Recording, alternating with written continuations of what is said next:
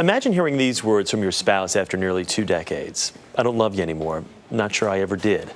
Well, that's what Laura Munson's husband said, but as the title of her book points out, this is not the story you think it is. And Laura is here to tell us exactly what happened next. First of all, good morning. Good to see you. Good morning, Chris. Thanks for having me. I'm going to cut right to the chase because I know this is the question that everyone at home is asking. You've been married, like I said, almost 2 decades. You've got kids. Your husband comes home one day and says those words. Why not just leave? Well, I loved him. We've been together since 1988, and knowing him the way that I do, I truly felt that, like, this is a great guy. This is a family man. This is an equal and loving partner of mine, my best friend. For him to say those words, I knew that he was in deep emotional crisis brought on by career failure, and so many people are going through this right now globally. Yeah, but how were you able to process hearing those words after having that type of love for one another and the children?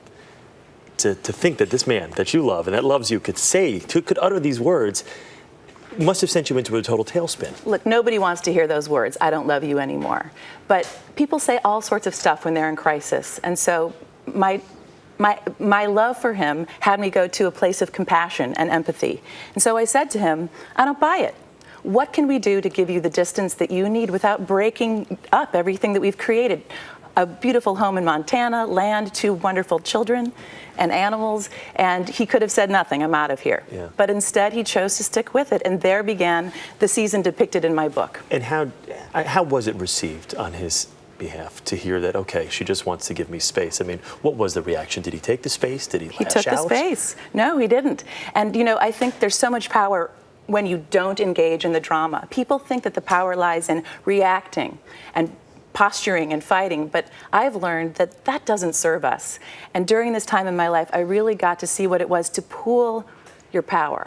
And yes, marriage is the entry point to this book, but really this is a book about empowerment and taking care of yourself, whether or not you're in a relationship. Yeah. And you said you can't take certain things personal. Mm-hmm. And you didn't take this personally. And how do you not take something like that personally? Because not even being in your position, I could only imagine hearing the words if it had been me and how personally I would have taken it. Well, first of all, it's about being responsible for things within your control. I could not control my husband, nor can anybody control another human being. Yeah. This was about getting in touch with my inner dialogue, my inner critic, who wanted me to fight, who wanted me to go into a place of victimhood, but I wasn't going to go there. I didn't see that there was any payoff for me in victimhood. So it was about creating my moment. I could create being miserable, I could create being a victim. I didn't want to do that, so I created some level of personal freedom during that time, and it wasn't always easy. Yeah, your friends, I'm sure, probably said, what are you doing?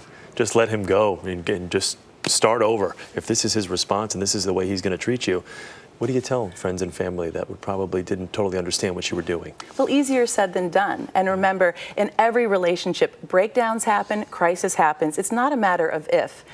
It's not a matter of if, it's a matter of when and how to handle it. And so for me, I actually didn't talk to a lot of friends during that time because I didn't want to get into that reactive place. I chose to speak with people that really loved us. Yeah.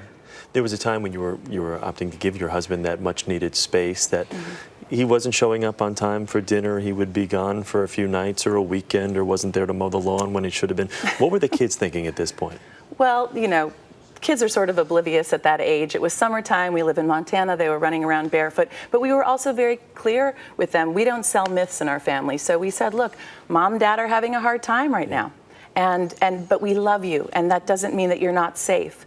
And so this was really a practice for all of us to be in the present moment, which is really all we have anyway. You had placed some time limits on how long you were going to give things another shot before you said, okay, time to cut bait and move on. What were those time constraints? Right, and this is a very important point because, you know, some relationships are meant to end. And really, this was about me letting go of the outcome of my relationship. But I did give myself about 6 months, and that wasn't, you know, game over, end of marriage, but just to check in and make sure I wasn't in denial, that I wasn't being a doormat. And I had my standards. I wasn't going to put up with just anything. But, you know, when you love somebody, sometimes we're good together, sometimes we're bad together. It's important to know how to do both. Yeah, you say sometimes when you get those sucker punches, it's best to duck, and that's kind of the best approach to take. I guess I can happily say that the two of you are back together, that things did, in fact, work out, and that whole space issue that you decided to give your husband, some say probably maybe deservingly, some say not so deservingly, did work out. That's right. You know, but it's not all tied up in a big pink bow. I mean, we're a work in progress just like anybody in any relationship, whether or not you're married. Biggest message that you'd like to send to people out there that are going through something similar? Well, that you can feel powerful even when you feel powerless. And even when society says that you should play victim, you can still find some level of personal freedom in the present moment. All right. Laura, thank you. Thank you, really Chris. Good. And best of luck to you. You too. Thank you.